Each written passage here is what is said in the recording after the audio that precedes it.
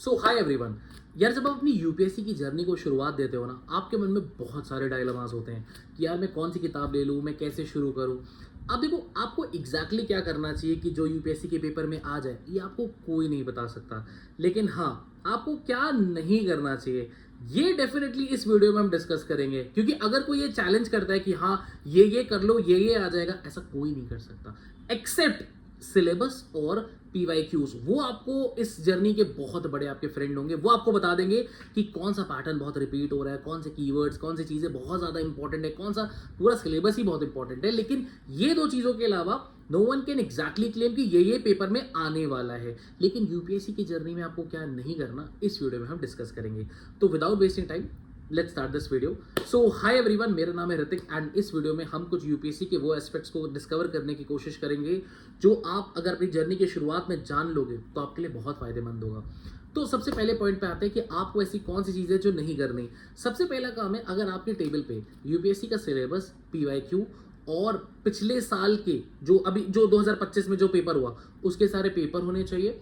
Previous year question जैसे 2024 और 23 के प्रीलिम्स के, ये आपके टेबल पे होने ही होने चाहिए। सिलेबस तो मस्ट है भाई साहब, क्योंकि वहीं से आपको एक ग्रिप मिलेगी कि हाँ इसी के बियॉन्ड मुझे अपनी तैयारी को करना है। और जब आप ऑफ ट्रैक ज़्यादा जाओगे तो आपको समझ आ जाएगा यार कि नहीं, मुझे इसके आगे नहीं बढ़ना। और इससे ना आपको हौसला मिलेगा, कॉन्फिडेंस मिलेगा अपनी तैयारी को बूस्टअप करने का। सेकेंड पॉइंट जो मोस्ट इंपॉर्टेंट है कि जैसे अगर आपके मन में आता है तैयारी को शुरू कर रहे हो, यार मैं कोचिंग ज्वाइन कर लूँ क्या, ऑफलाइन कर लूँ, ऑनलाइन कर लूँ। देखो, ऑफलाइन में फीस भी बहुत हाई होती है, फीस एक डायमेंशन हो गया। अब मैं आपको अपने फ्रेंड का एक्सपीरियंस बताता हूँ। उसने ना 1 साल पहले ऑनलाइन क्लासेस की, फिर 1 साल आई थिंक केजीएस से की शायद, और इसके बाद नेक्स्ट ईयर उसने ऑफलाइन क्लास की। दोनों के बाद जब हम डिस्कस कर रहे थे तो उसने मुझे ये बोला कि भाई ऑनलाइन ज़्यादा प्रोडक्टिव उसे लगा। अब ये उसका एक्सपीरियंस था, ठीक है, उसको जो फील हुआ।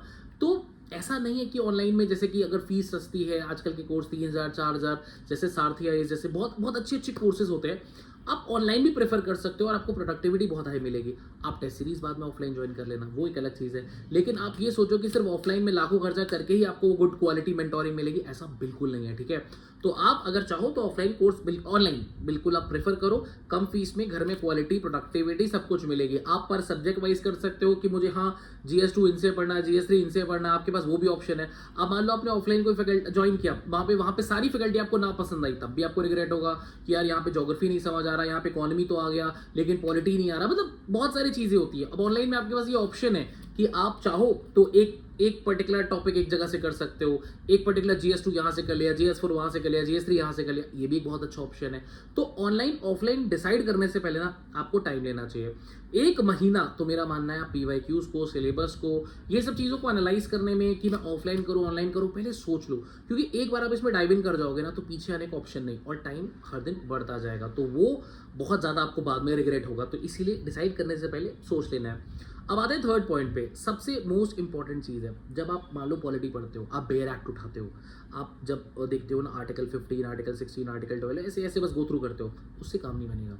आपको क्वेश्चन वाई और चीज़ों को लिंक करना सीखना होगा। आपको देखना होगा कि अगर ये आर्टिकल 19 है, क्या ये मेंस में आया है, और अगर आया है तो कैसे आया है। अगर आपने वाई और लिंक क्रिएट नहीं किया ना, ट्रस्ट मी, आप बाद में ऐसा फील करोगे यार मैंने पढ़ा तो है बट ये क्या ही है, यूपीएससी क्या ही पूछ रहा है, तो वो एकदम बियॉन्ड। आप जैसे इस बार देखो करप्ट प्रैक्टिसेस पे पहला ही क्वेश्चन था GS2 में, ये रिप्रेजेंटेशन एक्ट पे, RPA पे पहला ही आपका करप्ट प्रैक्टिसेस एक पर्टिकुलर टॉपिक पे था जो one of the tough questions में से एक था। तो जब आप पढ़ते हो, चीज़ों को देखते हो, तो आपको एक अच्छा खासा आइडिया लग जाता है कि हाँ यार मुझे ऐसे करना है। और जब आप देखते हो आर्टिकल 15 में प्रोविजन 4 5, ये सब क्लॉसेस जो उसके होते हैं, सब क्लॉज 4 5 ये ऐड हुआ तो क्यों हुआ। जैसे आप नोटिस करो, जब हमारा कॉन्स्टिट्यूशन बना, जैसे कोई भी चीज़ होती है, कोई भी आपका सुप्रीम कोर्ट की कोई जजमेंट आती है तो पार्लियामेंट कोई अमेंडमेंट करता है, फिर उस पर सुप्रीम कोर्ट की जजमेंट आती है, जैसे केशवानंद भारती केस, फिर उसके बाद पार्लियामेंट का सॉर्ट ऑफ अमेंडमेंट आता है। तो ये जो एक चीज़ है ना कि पहले ये केस आया, फिर अमेंडमेंट आई, फिर ये केस आया, फिर बेसिक स्ट्रक्चर आया, ये एक पूरा लिंक रटना नहीं है, आपको लिंक क्रिएट करना है कि ये अगर सब क्लॉज ऐड हुआ तो ये क्यों हुआ, किसकी गवर्नमेंट में हुआ। अब वो गवर्नमेंट का नाम मैटर नहीं करता, लेकिन आपको एक क्लियर आइडिया होगा कि कैसे चीज़ें कैसे चली, और इससे फिर आप चीज़ों को कनेक्ट कर पाओगे। नेक्स्ट पॉइंट आते हैं, यार बहुत सारे फ्रेशर्स ये बहुत गलती करते हैं, वो अपना ऑप्शनल बिल्कुल भी स्टार्टिंग में ध्यान ही नहीं देते हैं। इग्नोर करते हैं, ऑप्शनल को तो जैसे मतलब एकदम इग्नोर, फिर बाद में उनको रियलाइज होता है अरे यार ये तो 500 मार्क्स का था, ये तो बहुत लंबा मैंने इग्नोर किया। नहीं, आपको 2-2.5 घंटे डजेंट मैटर, बट आपको देना पड़ेगा ऑप्शनल को, क्योंकि optional is the game changer. वो मेक एंड ब्रेक वाला काम है। ऑप्शनल पे कमांड होना बहुत जरूरी है। कमांड छोड़ो, पढ़ना है डेली, पहली चीज तो ये माइंडसेट में लो, कमांड आता रहेगा अगर आप अपने उस चीज को प्रोडक्टिवली करोगे, कमांड अपने आप आता है, ठीक है। कमांड लाने से नहीं, कमांड करने, मतलब कमांड सोचने से नहीं, करने से आएगा, ठीक है। और लास्ट है न्यूज़पेपर। देखो अभी आप जीएसटी का पेपर उठाओ, आपको सेमीकंडक्टर्स पे क्वेश्चन मिलेगा। न्यूज़पेपर में आई थिंक ये सब चीज़ों की न्यूज़ निकलती है। तो देखो सिलेबस को पढ़ना अपनी जगह, लेकिन जो एक्चुअल चीज़ है, जो हमें रियल ग्राउंड पे काम करना है, एप्लीकेशन पार्ट, वो अखबारों में आता है कि चीज़ें ऐसी हो रही हैं, ईवी, सोलर या एनवायरनमेंट को लेकर कोई एक्ट, मतलब कुछ भी, ग्रीन एनर्जी, मतलब जो भी चीज़ आपके एनवायरनमेंट से रिलेटेड या पॉलिटी या जो भी चीज़ें आपको लगती है कि हाँ यार ये यूपीएससी का मोस्ट आस्क्ड एरिया है, उसको तो आपको ज़रूर पढ़ना चाहिए। ये नहीं कि पंछियों के और पौधों के नाम याद कर रहे हैं, ऐसा नहीं है। वो मेंस में आखिरी में आप देख सकते हो जो बहुत ज़्यादा न्यूज़ में थे, लेकिन आपकी तैयारी सॉर्ट ऑफ करंट अफेयर्स की। मैं आपको अपना एक्सपीरियंस बताता हूँ।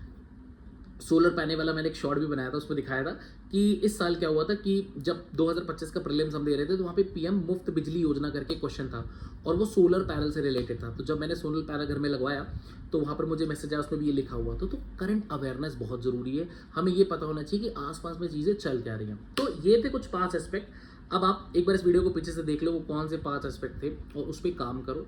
ट्रस्ट मी, आपकी प्रिपरेशन बहुत सॉलिड होगी। आपको बहुत अच्छे अच्छे चैनल मिल जाएंगे जो आपको यही सब बातें बताएंगे, लेकिन आप सुनना और उसको अप्लाई करना, तब आपकी जर्नी और ही ज़्यादा खूबसूरत हो जाएगी, और ये जर्नी आपकी पंचवर्षीय योजना नहीं बनेगी, ठीक है। So best of luck, take care, मिलते हैं नेक्स्ट वीडियो में।